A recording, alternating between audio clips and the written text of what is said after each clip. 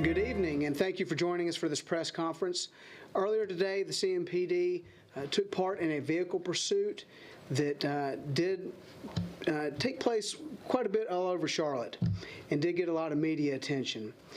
Since then, the Charlotte-Mecklenburg Police Department has received a lot of questions from the community as well as our media partners. And with that, Chief of Police Johnny Jennings is prepared to speak and answer some of the questions from our media partners tonight. Chief. Thank you, Steve. I know you're here to ask questions, so I'm going to be real brief on the overview since most of you already kind of have been able to see what occurred this afternoon.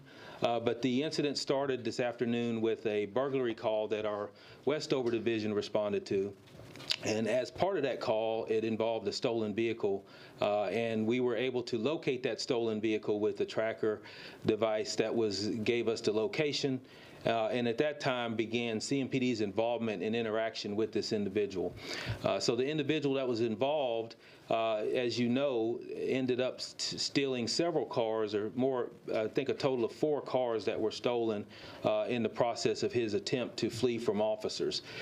We had aviation unit that was in place that was able to track this individual. We never lost sight of him between aviation as well as media coverage over the through a helicopter that was following the individual and his vehicles that he was in. And just to be certain and to be clear that the pursuit policy of CMPD is, unless it's a crime dangerous to life, we do not pursue those vehicles. It's unusual for a vehicle to continue to drive erratically once we pull away from that vehicle. But in this case, as you saw, this individual continued to drive erratically and put the lives of our citizens in danger. As we were able to also keep track of that individual through the helicopters and aviation, and also through our police units who were following close by. I want to be clear that I will say that our policy was followed precisely. I'm proud of the men and women that were involved in this incident. And just as our goal is that nobody dies and everybody gets to go home and nobody has serious injuries, that's exactly what occurred today. So we were able to apprehend a subject that is going to be arrested, and we will continue to look at the charges for that individual.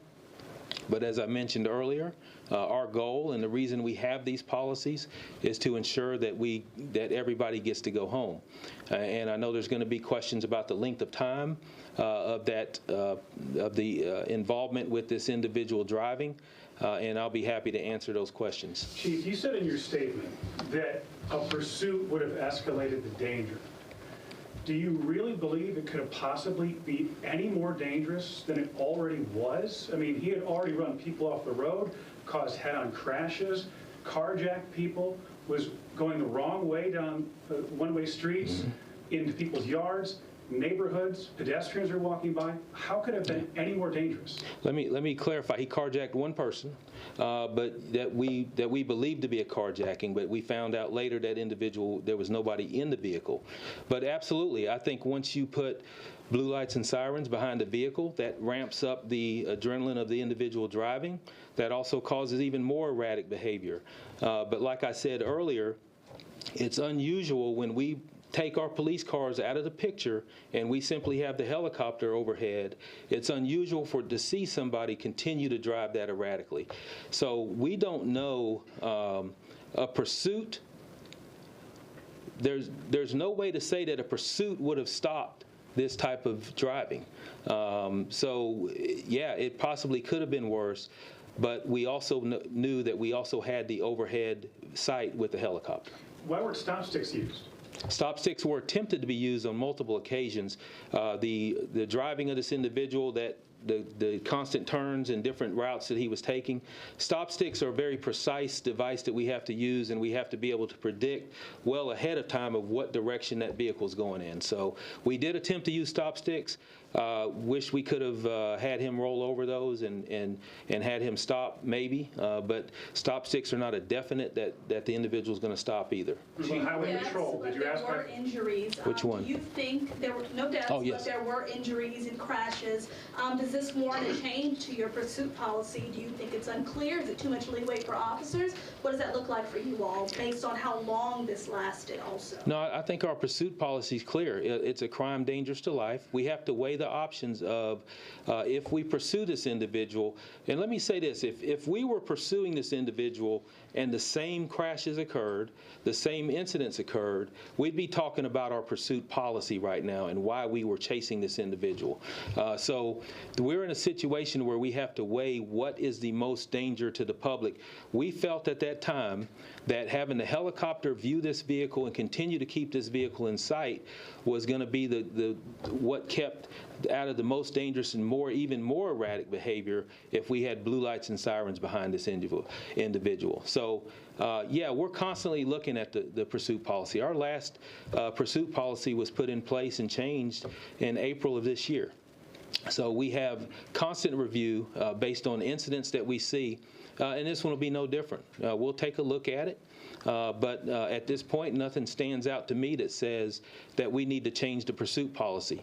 The last thing I want to do is have a police officer behind an individual vehicle, which causes that driving to escalate, and someone gets seriously hurt or killed, and then we're sitting here talking about that in front of the media today. Chief, can I ask you about the Yes. part that you started out with, a crime dangerous to life? Yes. So if you think over the course of this pursuit, chase, whatever you want to call it, when he collided with the first vehicle and was going vehicle to vehicle, trying to get into one, I think he was trying to pull somebody out before he got into the black SUV. How do you define a crime that is dangerous to life when you have a pretty violent crash and you have someone trying to carjack? It's a good question. It's a felon. Well, first of all, again, I'll say that these were not carjackings. The only thing that we thought was a carjacking was at the end when he got into the SUV that the pursuit was over, when the pursuit ended with the last crash. And we found out even then that there was no one in the vehicle, which initially we thought there was someone in the vehicle. A crime dangerous to life or a felony dangerous to life is an armed robbery, a shooting, something that someone's life was in danger at the time as far as what the crime was that was committed. And I know vehicle accidents, yeah, they're dangerous. These accidents, fortunately, there was only one person, I think, that was actually sent to the hospital with non-life-threatening injuries, as well as the suspect himself going to the hospital. So we have to look at all of those factors and weigh all of that in and see that, at that point where you're talking about hit and runs that are that the suspect's involved in, and those are not, at this time, those are not considered crimes dangerous to life as far as our policy is concerned. Can you touch on the civilian who tried to end the chase? I mean, people were so Yeah. frustrated, they were starting to ram the suspect vehicle because it had been going on for so long. Yeah. Can you touch on that for us? Yeah, what I can say is I never recommend that civilians or individuals in their vehicles get involved in that. That is a dangerous situation. You don't know if that subject is armed.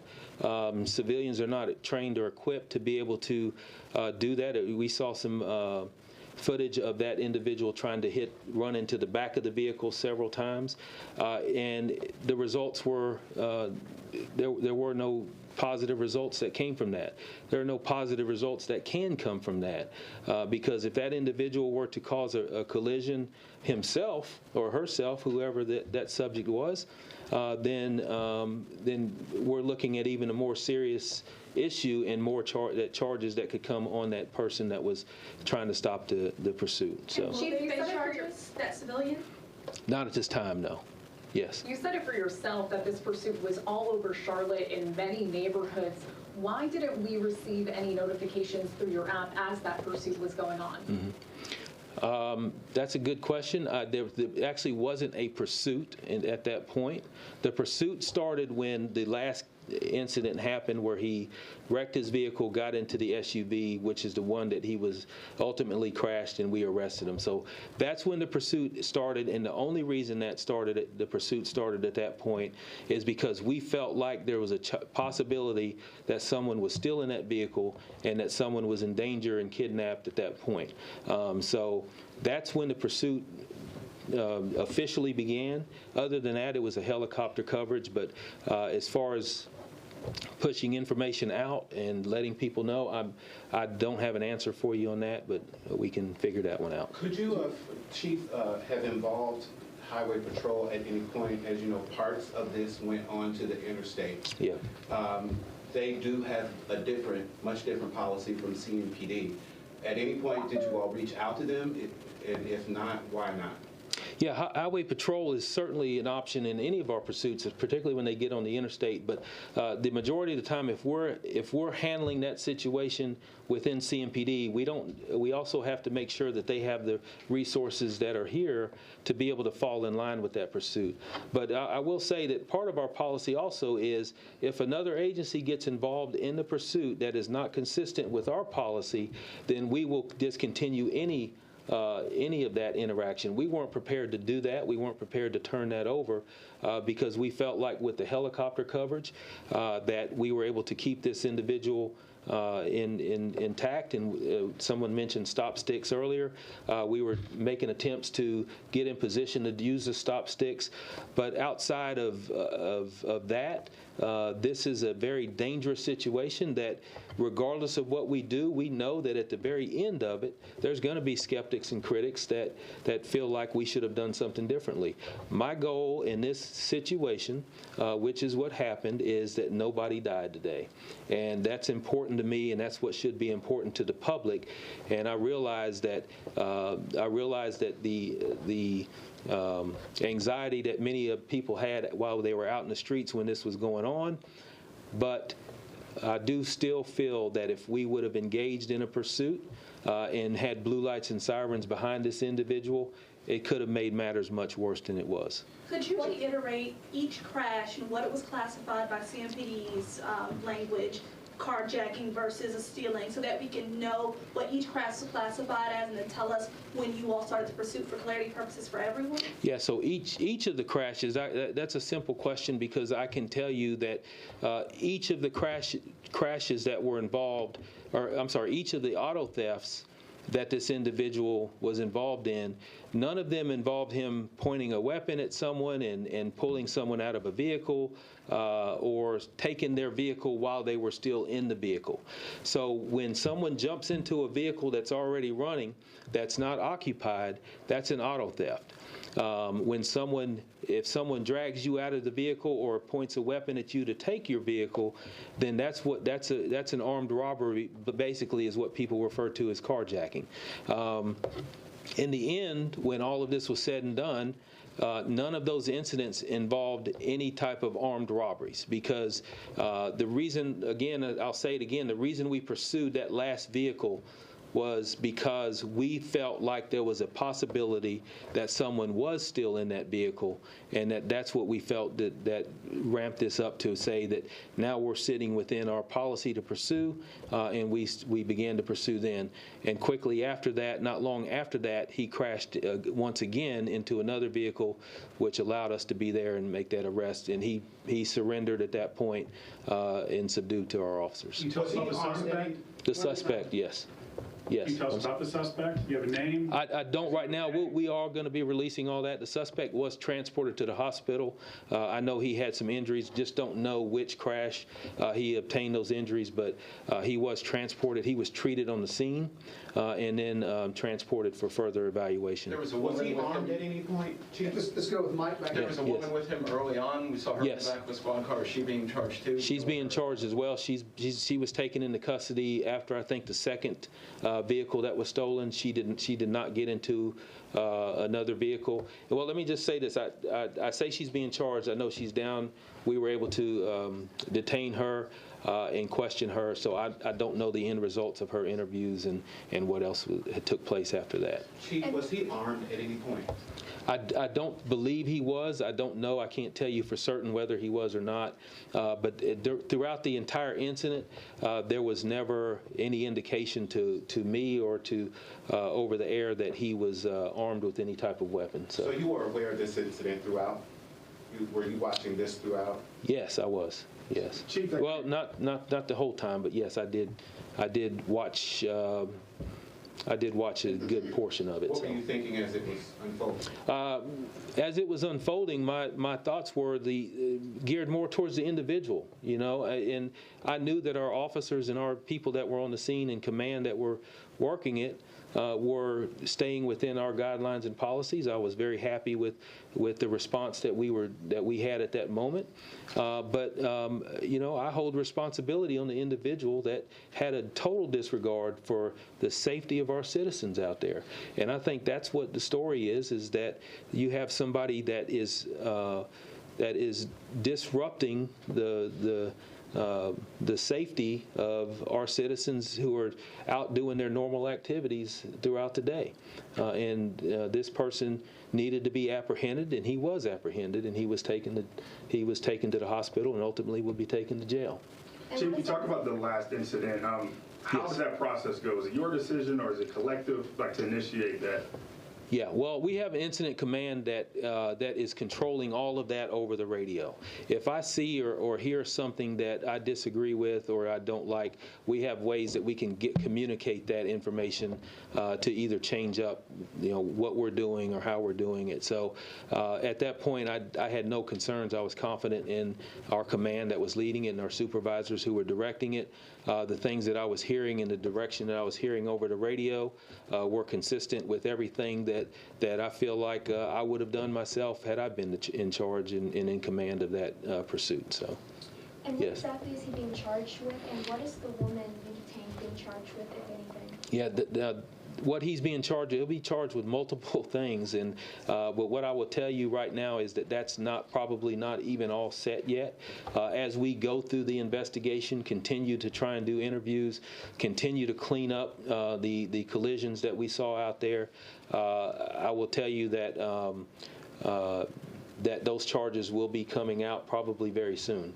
And you know, just offhand, I can tell you that residential burglary is what initiated this. He was a suspect in that. He also stole a vehicle. So auto theft, there'll probably be multiple counts of auto theft, and there'll probably be multiple counts of hit and run as well. What goes on top of that is also going to be dependent on how these interviews go and what else we see throughout the video and as we review this case. Knowing what you know about the charges so far, is there a bond amount that would be satisfactory to you? And second question, do you know how many cars involved in this on your end had dash cams active? Well, we don't have dash cams in our vehicles. They all have body cams. So our policy is to ensure that everyone that was involved or responding in any way have their body cameras on. So we'll be reviewing that. And then what I will tell you is, you talk about the bond. My hope is that there's not a bond, and I hope that we find additional. I can almost be certain that this is not the first time this individual's been involved in something like this. And I can also tell you, without even knowing him, that I'm sure that when we review this, it would not surprise me at all that if he doesn't have a long rap sheet, that he's a long history of either breaking and entering or other crimes that are similar. Do you have any indication that he was impaired in any way? I do not at this time. I don't know. So. Last question back here. We'll get to you. Yeah, we'll get to you. At what speeds was he going, and is this qualified as a high-speed chase? Well, again, the chase was initiated after the last one. I do know that I was watching it on TV and listening to the radio just like many of you, and I did see some excessive speeds that I can only guesstimate right now what those were. We will have throughout our coverage through the helicopter and our officers that were behind the vehicles that he was in, can get some estimates on speeds and probably some more even accuracy on the speeds according to collisions and all that we were able to look at. So I don't know what those speeds are, but I can tell you that it certainly did not appear to me that he was going the speed limit for a lot of those times. So, and yes, last question. Thank you. Yeah. From your perspective, would you say that this was a flawless response by CMPD, or would you say there's room for improvement? Wow, absolutely nothing is flawless. And I will tell you that we are in a society now where perfection is expected amongst our officers. That's fine. We welcome that. But we're never going to get there because we are human beings as well. So, no, I'm not going to ever say that something was flawless. I do know that there are areas to improve that we will look at, as we always do. And, you know, this received a lot of attention simply because it was shown live on the air, and a lot of people were involved in a lot of locations, and it lasted for a long time. My hope is that we are able to resolve these a lot quicker. But as I said, it is unusual for someone that when we back off and we are not no longer directly behind this individual to continue driving in that fashion just showed his disregard for the safety of our public. So thank you all for being here, and have a good day. Thanks, Chief. Thank you. Again, thank you to everyone for joining us. Please keep in mind that every day our officers are faced with situations where people take off from traffic stops, and our officers are faced with these difficult decisions that are rapidly evolving. The difference today is that we had a lot of video coverage from one of our partnering media stations, and again, the purpose of holding this late press conference was to make sure we get that information out, get some clarification out to the community. To our media partners, you will have a media release coming here shortly. I know we went over a lot of information that will be in print for you for your convenience on that. And to our media partners, as well as you at home, check our Twitter pages as we continue to put out additional information on those social sites as well. Thank you and have a good night.